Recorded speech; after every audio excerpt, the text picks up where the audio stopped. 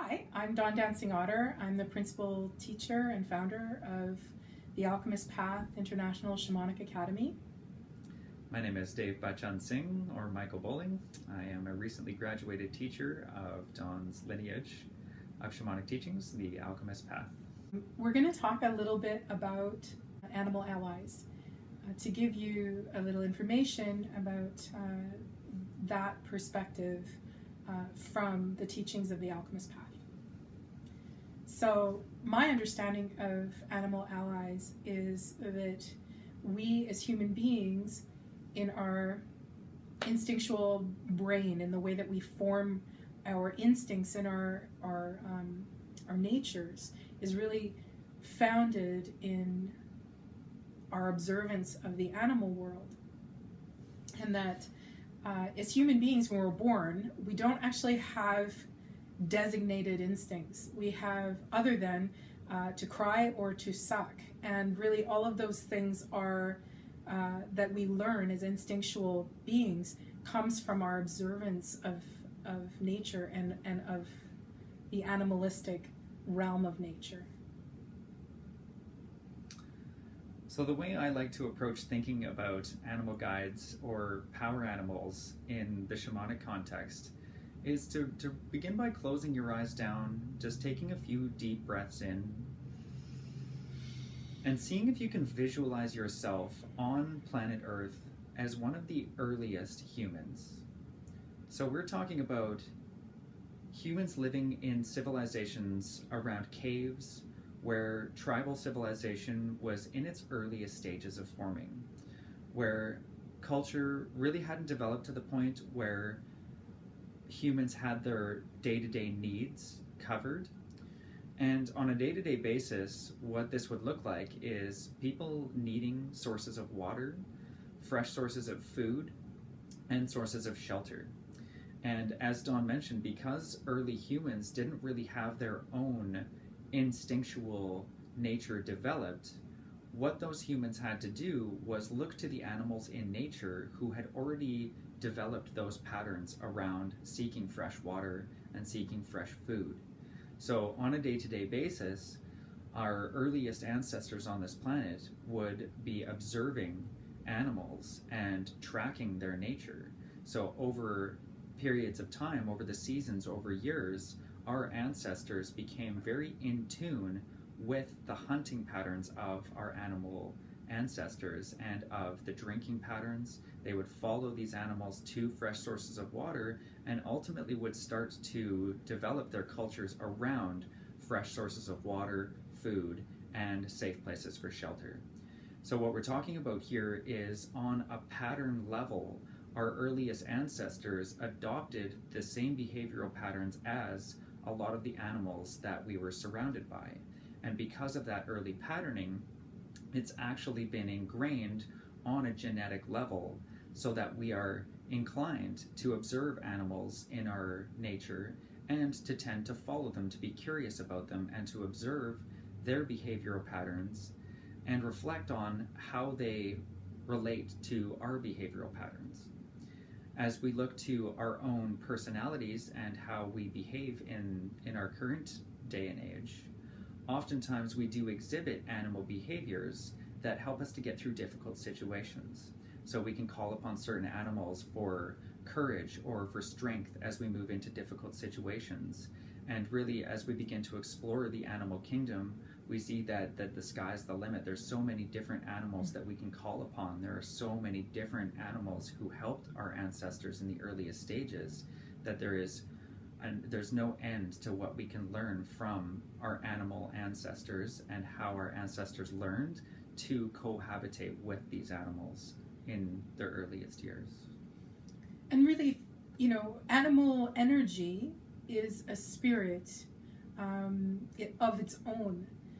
If I'm connecting with the spirit of otter, for example, which is a very guiding animal in my life, I'm connecting in my spirit to that spirit, and that becomes an investment on both ends, a relationship. I'm coming into relationship with an animal that is offering energy to me, and in my acknowledgement and in my gratitude, I'm offering energy back to the otter.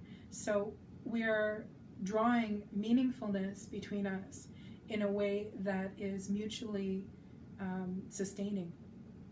And when we realize how necessary it is to be mutually sustaining in the animal world, to the spirits of these animals, to create those relationships, we become less destructive of those relationships. We become more honoring of the need to show up to those relationships in a responsible way. For me, that is an incredible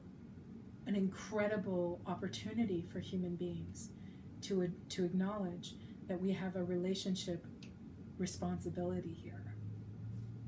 Mm-hmm. That's an amazing word that you used right there, the word relationship.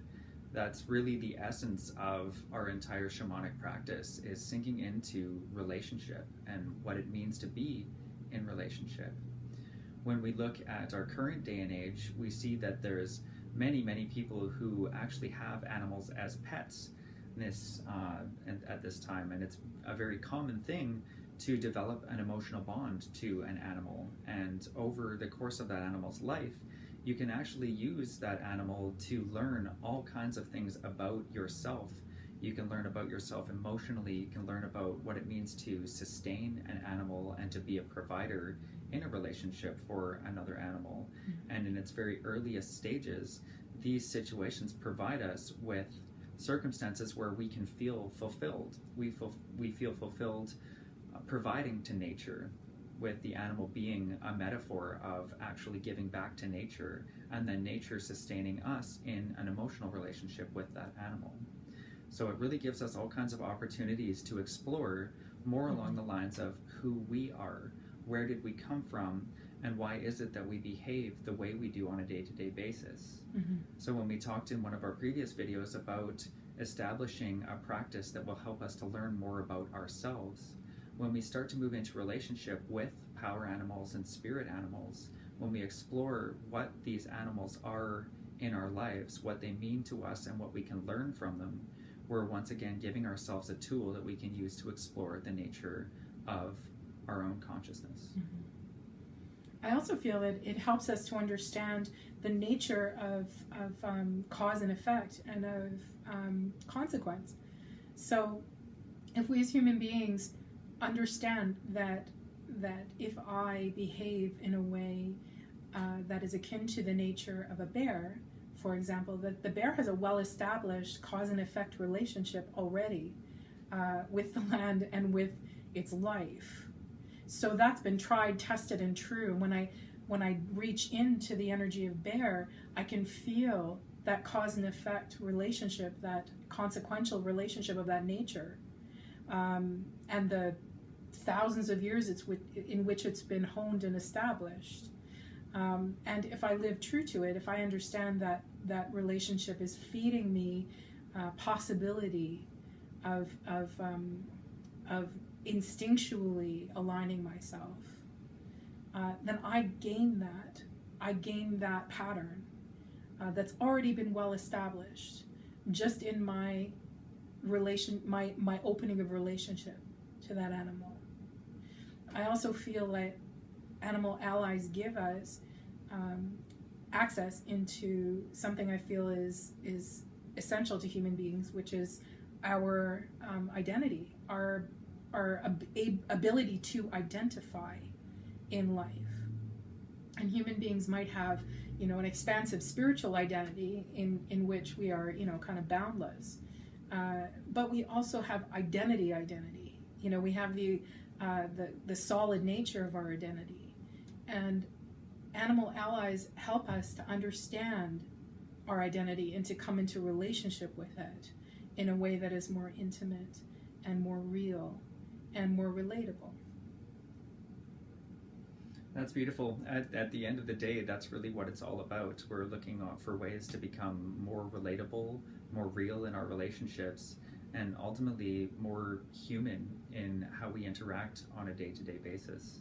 And one of the animals that has been with me throughout my life, and one of the animals that helps me really relate on my own personality and how I act on a regular basis, is the energy of the wolf.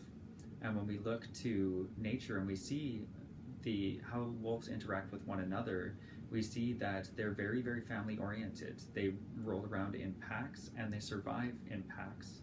And it's very, very metaphorical in terms of looking at communities and how communities interact with one another.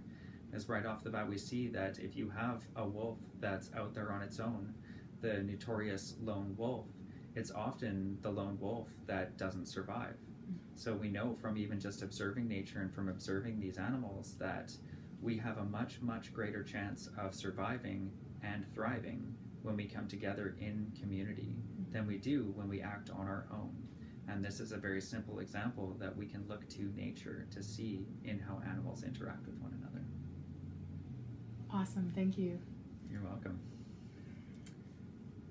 Thank you for joining us today. And if you'd like to learn more about the Alchemist path and the teachings and the opportunities to take classes or even to host classes, please visit www.dancingotter.ca, and you can get a hold of me there. And this lovely man, Dev Bachan Singh, has a website also.